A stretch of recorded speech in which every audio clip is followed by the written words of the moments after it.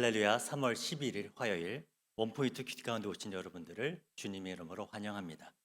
오늘 말씀은 마태복음 11장 12절부터 19절입니다. 세례 요한의 때부터 지금까지 천국은 침노를 당하나니 침노하는 자는 빼앗느니라. 모든 선지자와 율법이 예언한 것은 요한까지니 만일 너희가 즐겨 받을진대 오리라 한 엘리야가 곧 이 사람이니라. 귀 있는 자는 들을지어다. 이 세대를 무엇으로 비유할까?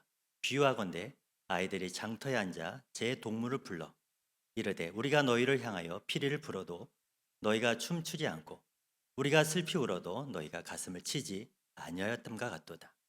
요한이 와서 먹지도 않고 마시지도 아니하며 그들이 말하기를 귀신이 들렸다 하더니 인자는 와서 먹고 마시매 말하기를 보라 먹기를 탐하고 포도주를 즐기는 사람이요 세리와 죄인의 친구로다 하니 지혜는 그 행한 일로 인하여 옳다함을 얻느니라. 아멘. 이제 담임 목사님께서 나오셔서 이 세대를 무엇으로 비유할까? 라는 제목으로 큐티 인도해 주시겠습니다. 할렐루야.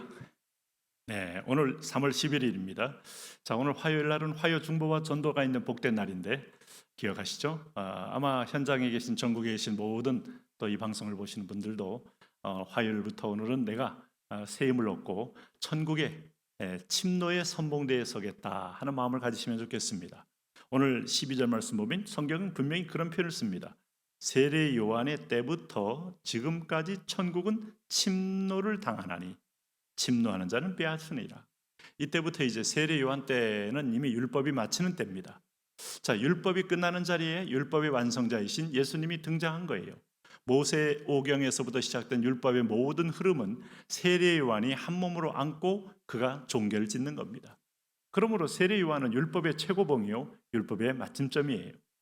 그러므로 여인이 낳은 사람 중에 세례 요한보다 큰 사람이 없다고 말하는 겁니다.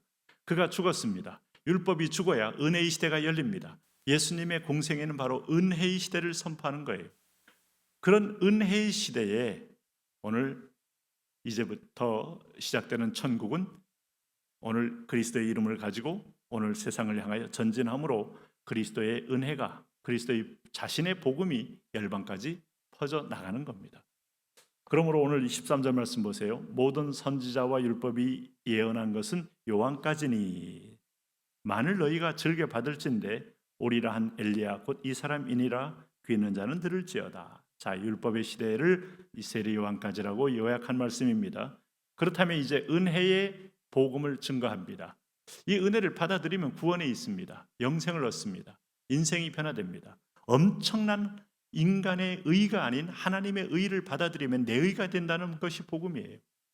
그런데 이 복음을 전할 때도 세상은 자기 의에 매여 있고 율법에 매여 있고 권선징악에 매여 있고 행위에 매여 있기 때문에 이 얘기를 들을 귀가 없는 겁니다.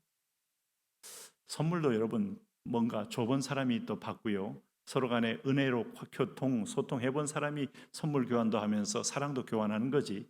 그런 것을 전혀 받아보지 못하고 주지 않은 사람은요. 줘도 그것이 무슨 의미인지 잘 모르고 받기만 하다가 그는 결국은 관계는 끊어지는 법이에요. 오늘 16절 보세요. 이 세대를 무엇으로 비유할까? 비유하건대 아이들이 장터에 앉아 제 동물을 불러 이르되 우리가 너희를 향하여 피리를 불어도 너희가 춤추지 않고 우리가 슬피 울어도 너희가 가슴을 치지 아니하였다 함과 같으니라. 예수님 비유가 여러분 피리를 불어도 자연스럽게 흥에 겨워 어깨춤을 추고 다리춤을 추는데 너희가 춤추지 않을 만큼 굳어있고 복음에 막혀 있다. 귀가 막힌 거죠. 어떤 소리가 나는지 모르지요. 재미있는 것은 인도에 뭐 그런 그 코브라를 앞에 놓고 피리를 불 때 흔들거리는 춤을 추는 코브라를 보게 되지 않습니까? 아니 짐승도 운율에 맞춰 몸을 흔드는데 어떻게 사람이란 존재가 하늘의 음성을 듣고 반응이 없냐 이겁니다. 인간이 영적 존재고 하나님의 말씀을 들을 때 살아나게 돼 있는데 이 말은 율법에 매여 있다는 거예요. 자기 의에 매여 있다는 겁니다. 자기 행위에 매여 있다는 겁니다. 그러므로 18절 말씀에 요한이 와서 먹지도 않고 마시지도 아니하며 그들이 말하기를 귀신 들렸다. 새로운 생명의 세력이 등장하는 것을 보고 그들을 귀신 들린 것으로 폄하하고 그들을 아주 낙인을 찍는 겁니다. 왜요? 종교적인 기득권이 그걸 볼 눈을 닫아버렸어요. 자기가 가지고 있는 편의주의가 그들을 인정할 수 있는 그런 여건을 그들은 막아버린 겁니다. 인간이 편리함에 젖어 있는 이기주의, 인본주의, 진리에서 멀리 떠나게 합니다. 여러분, 똑같은 겁니다. 부모님이 좀 부지런하면 자녀들이 행복하게 살게 되죠. 부모님이 게으르면 자녀들이 앵벌이 나가야 돼요. 그렇지 않습니까? 앞서간 지도자, 앞서간 섬김이들 불편하면 여러분, 내 주변의 사람들이 행복해지게 돼 있어요. 이 섬김은 상급으로 임하는 거예요. 그분들이 행복한 것 자체가 보상인 거예요. 그런데 오늘 이들은 자기 기득권 속에 딱 갇혀서 조금 더 움직이려고 하지 아니하니 요한이 와서 먹지도 않고 마시도 아니하며 그를 귀신 들린 자로 폄하하면서 진리의 어떤 문이 열리는 걸 막는 거, 암흑 시대를 이어가겠다는 겁니다. 그러므로 예수님이 동일하게 오셨을 때도 예수님이 세례한 모습으로 오셨잖아요. 인자는 와서 먹고 마시며 말하기를 보라, 먹기를 탐하고 포도주를 즐기는 사람이요 세리와 죄인의 친구로다. 자, 먹기를 탐은 탐식주의자다. 예수님을 폄하하는 겁니다. 포도주를 즐긴다 하는 건 술에 빠진 독주를 즐기는 자고 술 주정꾼이다 하는 말을 하고 싶은 거예요. 그리고 세리와 죄인의 친구란 말은 우리가 이 공공의 적인 세리와 오늘 모든 이 땅의 죄인으로 폄하한 자들과 등급이 같다. 그러므로 저자가 메시아가 될 수가 없다. 이것을 결론 짓고자 하는 겁니다. 그분이 바로 하늘의 메시아요. 그래서 예수님은 이런 부분 때문에 나로 인하여 실족하지 않은 자가 복이 있다. 여러분, 우리가 알고 있는 세상의 질서, 그게 바른 질서일까요? 성경으로 돌아와야 합니다. 말씀으로 돌아와야 합니다.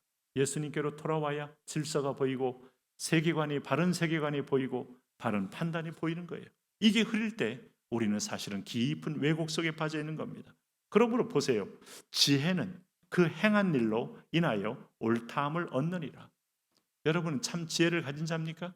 우리가 성경이 말할 때 전도서의 지혜는 하나님을 경외하는 것이 지혜의 근본이라고 말합니다. 근본이 없는 사람에게는 모든 것이 허공에 떠 있다가 마지막에 풍선처럼 뻥 터지면 아무것도 남지 않는 인생을 살게 되는 겁니다. 그러므로 요한을 귀하게 볼 줄 모르는 사람, 예수님을 구원주로 볼 줄 모르는 사람, 이 시대에 가난한 사람만 무시하지 그 안에 성령이 있고 예수가 있고 기도하는 사람을 귀하게 볼 줄 모르는 사람, 교회 안에서도 권력은 있고 돈은 있는데 그러나 영혼이 말라버린 사람을 불쌍히 여길 줄 모르는 사람, 다 외식주의자요, 외모주의자요. 사람은 외모를 중시하지만 하나님은 내면의 중심을 더 중시한다는 말은 여러분, 하나님만이 세우는 질서 속에 들어온 사람이 어떻게 세상을 바꾸고 하나님과 동행하는지를 보여주는 겁니다.